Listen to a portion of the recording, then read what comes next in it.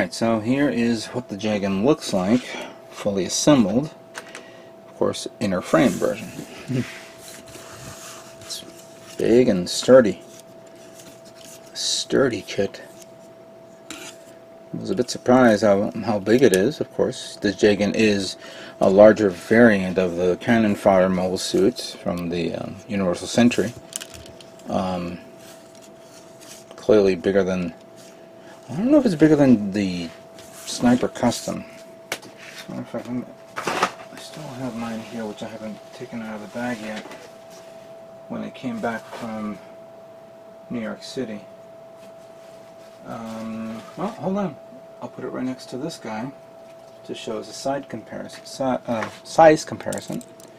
Here's my Optimus Prime Red Warrior version, or Red Warrior Optimus Prime version.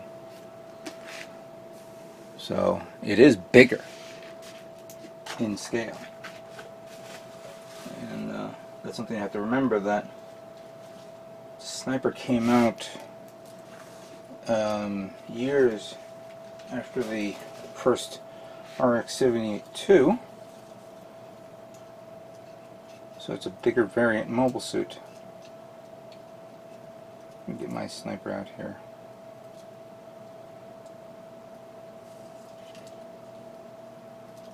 There we go. Hold on.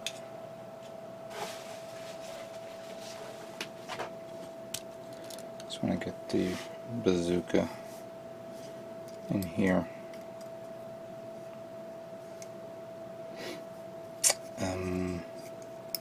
Here we go.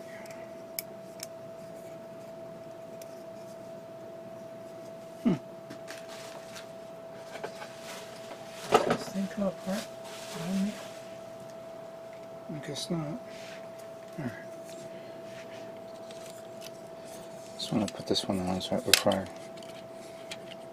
put it on here. There we go.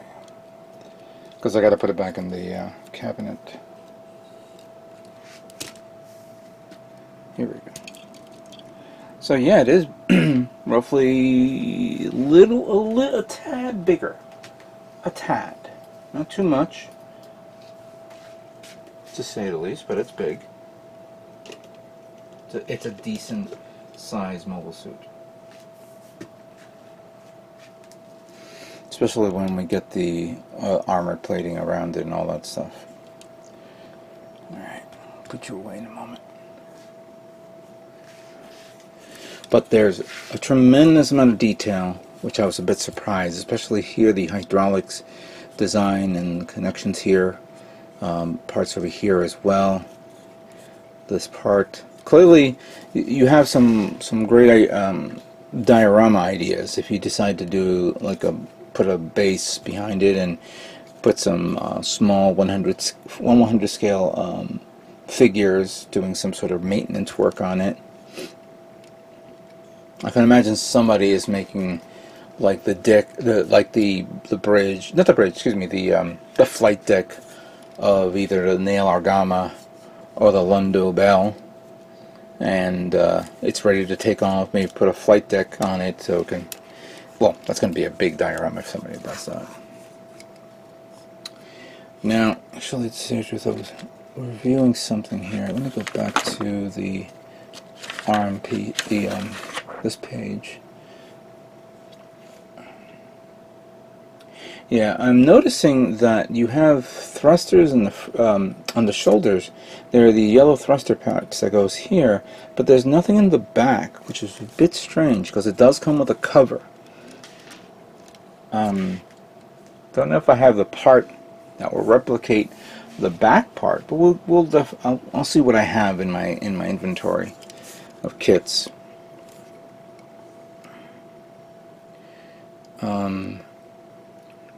Yeah, everything looks really nice here, especially the back. Look at the back thruster here. This is the one thing that is going to be, I want to like give it a little more detail. I know that the inside of the thrusters is yellow. I didn't notice it if it was yellow as well, but I'll probably paint it orange. If not, I'll probably do another color tone, but I may have to look at one of the episodes of of Unicorn to see what was the color in the inside thruster of the Jegan type DA2 version, and try to replicate that. And like I said before, to put a thruster here, or not a thruster, yeah, like a vent. There's a word for this. I always keep forgetting.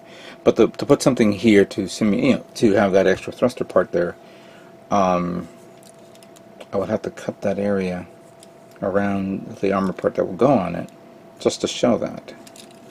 Not inside here, in here. And there's detail here for this and for this, but I don't know if I'm going to do something with that. I would like to do detail parts in there so it will show through. Now, I've been putting away some of the parts that we don't need. Clearly we need everything, but the one more important part is like there's some extra parts that I guess that was left over from another mold, and they just added on to this. The one thing I want to do is see how the hand looks like holding the beam rifle. I think I'm going to have to use this one. It is a parts forming hand, unfortunately, so you have to deal with that. I think I'm going to have to take this off. Put that through there. Does it have that little notch thing that you have to hold? Yeah, it does.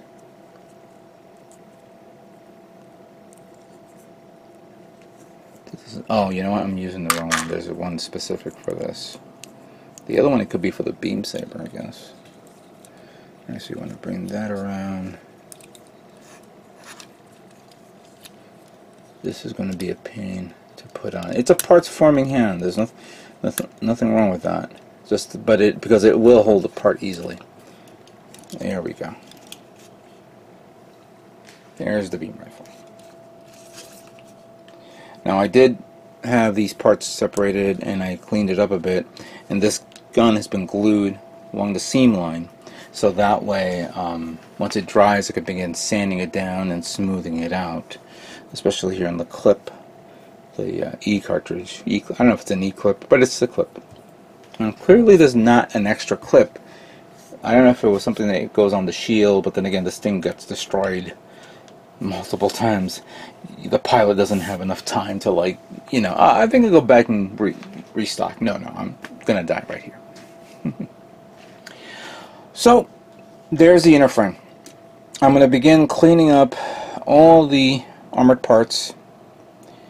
Still gonna look at each one and see what I'm gonna do, but I want to put it together so you guys can see it. But let me now clean it up, and then I'm gonna now move on to the next kit that we need to assemble, and that will be the base jabber, and see how that looks overall.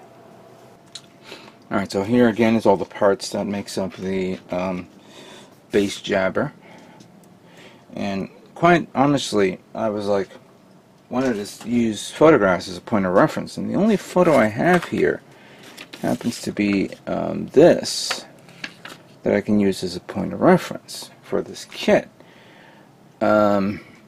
Yeah, I know it's a P Bandai, but you should at least do something like a colored part of the manual. The entire manual is all black and white, and hold on a second here. Come on. I'm just gonna try to do this quick. So you have the manual here. You have the color guide, but you don't have like the something to view it visually in your visually with your eye. So you can only have to use is this.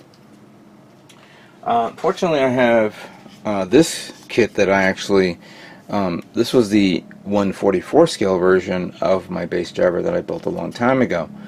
So I'm gonna have to use this as like a visual reference in you know, whether in color, whether in detail, I have no idea yet. So I'm gonna use that for now. So right now I'm just gonna begin removing all the parts, and then we're going to put it together and see how it looks.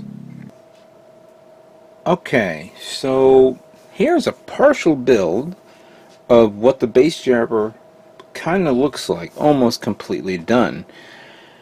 And I have to say, I am completely impressed at what I'm looking at here. This is technically a new kit. This is not a reusable kit. It's not a kit that I think they've taken the high grade version of the base jabber and blew it up. They obviously did a lot of cool things to this and gave it a little bit more work and detail to it. And I was like, wow, this is really, I was impressed with everything that I was working on here. Just to give you a sense of scale, here is my 1/44 scale version of the base jabber. Sizable difference because the base jabber has to be wide and big enough so it can support the weight or the load of 2 master grades, or 1 master grade with the fuel tanks. So I'm just showing you this as a point of reference. And completely, it's a lot different from the initial build for this. For starters, now you probably noticed that I have not committed and closed this up yet. I'll explain that in a few moments. There were parts here that I was looking at, like this part that goes here, actually goes in the opposite direction, goes here, like so, which I began to sand down and all that stuff. And you get 4 of these. So you get 2 for the top, 2 for the bottom. Obviously the one for the bottom is if you really are going to commit to getting a second Jegan and put it right under it. If you're going to do that, you don't have to do that, and I'm not planning to do that myself. I'm going to be using the fuel tanks. But as I was sanding this down, I noticed like some detail was being wiped off on this little round thing here. So what I did was I cleaned up one of them, or both of them, and I put one of the photo etch parts there, as you could see, to give it a little more detail. I may put another photo etch part there just so it could balance it out, and then I may put like a little plow plate there for added detail. So I got these two. I got this one and another one ready to go. I was like looking around at this to see if there's something here that I can do to work on. Now let me just say this entire section is hollow. There's a lot of gaps in here. I was thinking of LEDing it, but you know, that's going to probably take a lot longer time, and that I'm not going to do. But I had to see how it is compared to this, because this one, the snout is a little different, as you could see. It's very different. And these parts, the white parts, can be removed and painted separately. So I have to plan this out to remove them. Maybe, and also this one as well, because this area here has to be painted. Where did I put the... Oh, I put it away someplace. I can't find the stickers, because that's something that I'm gonna probably have to do is paint. Well, the art on the kit, on the picture over there, and not on the manual, but on the actual stickers, this is yellow. So this whole canopy here is yellow with the black trim around it. So that's actually easy to do for me to mask off, paint it all black, or no, I may have to paint it all yellow first, then mask off the window, paint it black, then mask off everything else, and then paint the other color. That is going to be a bit of a chore to do, because also with this is the one part that I was a bit worried about. If I remove this entire section, which is going to be, hopefully I can do this on camera.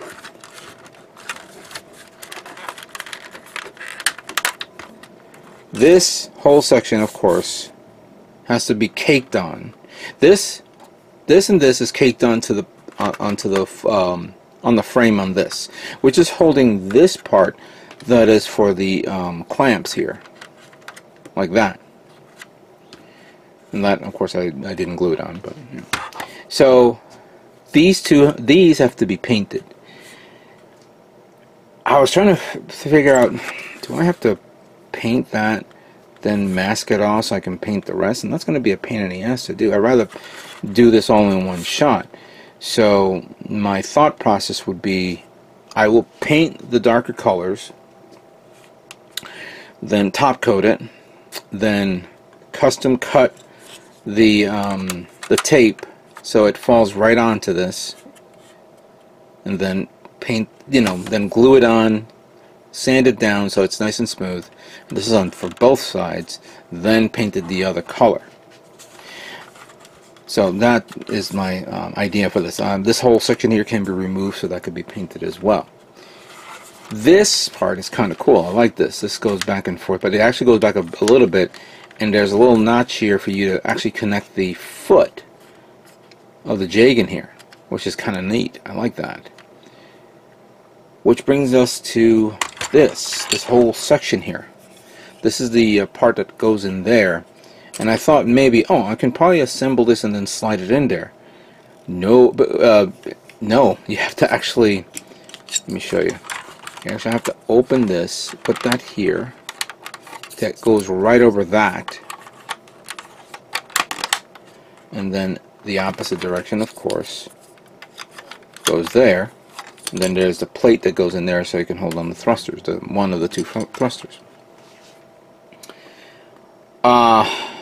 And I think I'm going to do the same thing like I'm doing with this, which I'm going to have to paint this, and then I'm going to have to mask it off so I can paint the rest of the kit, but then it's going to be showing off here. I could probably remove that like that, but it's a bit tough. I don't know yet. And actually I'm using, this is actually the wrong one. This is this is the other side. This should be right here. And I can probably take this off with, yeah, I think I can. Yeah, that's cool. So yeah, I can actually take this off, so I can actually glue this on with no problem. The one thing that I am thinking I'm going to have to remove is this. This is the opposite end for this. And again, unless you're planning to buy another Jegan to put it under it, you don't need these. I'm going to have to remove them, just so I'm showing it like that. So it's like that, and then of course these little notches here are for the fuel tanks, and here's the actual support frame for that. So you only just pop it in there, and that's it. There you go. Goes like that. I did not put the skirts on yet. Then the reasons why is because here's the hydraulic for the skirt, and here's the skid. This is, there you go. It goes like that, and it goes into here, I believe. I think I have it wrong. Oh, we use this one. There we go. Like that. Can we do the others? Let's see.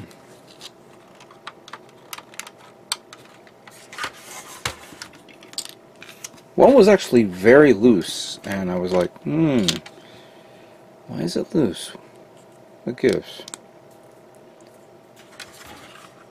Oh, I need to put the other ones on. Alright, you know what? I'm not going to do this because I have to put the other one on as well. But you get the gist idea. So this is going to be a little bit of a chore to paint and set up. But once it's done, it will look cool with this. Like I did with the handle, I'm going to review some parts here, like these little plastic winglets here. I may end up cutting them, sanding it down, and using the winglets here, the photo etch part version of this, and put it there. I think that's perfect for that. There's two of them that will go for there, and then we have the big one here that goes back here. And then I think I may end up putting like one here and one there to give it more detail. Don't know if I should put one on the bottom, but we'll see what we can do from there. Yeah, this base jabber is amazing. It's expensive, that is true. And if you're willing to commit, I would not hesitate to get one of these. Gundam Planet has it here in the United States. I don't know about other sites. You want to check it out. It is on the steep side, but if you get coupons and deals, I would recommend getting this. Alright? Let me continue on preparing and cleaning up, Let me see what this Jegan looks like. I'm also going to work on the Jegan's armor and see what parts I can actually put photo etch parts on as well.